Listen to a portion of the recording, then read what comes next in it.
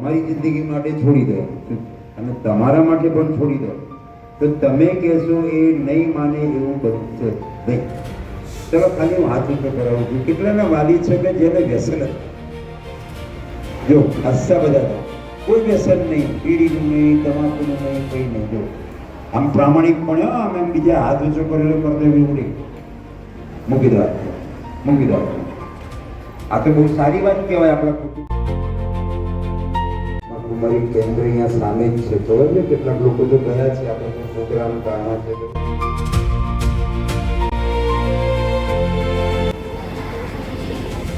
આજના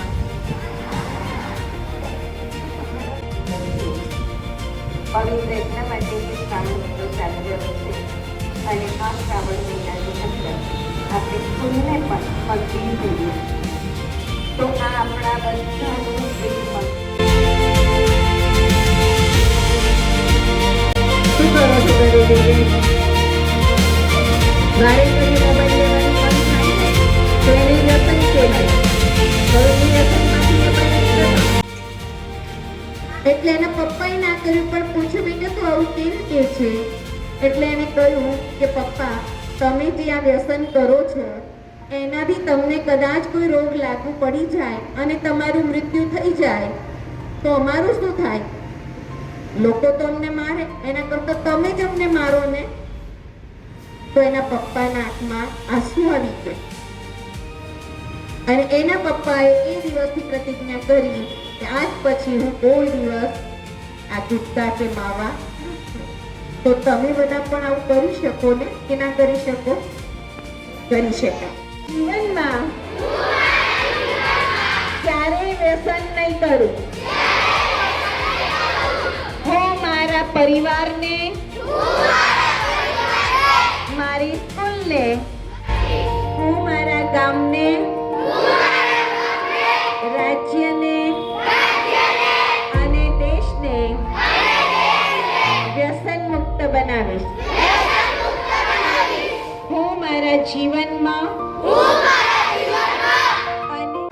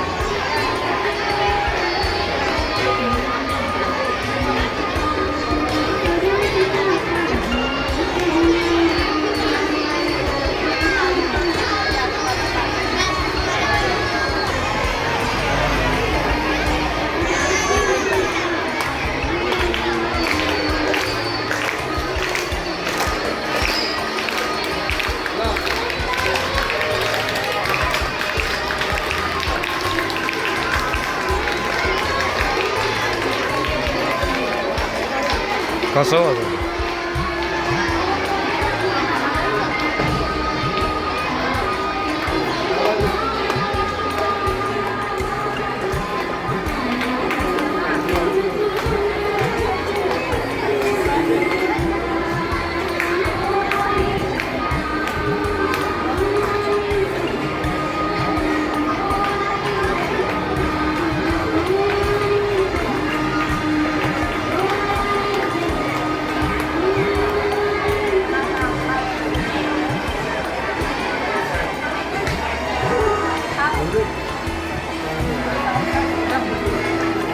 વાંધો નહીં બાપા.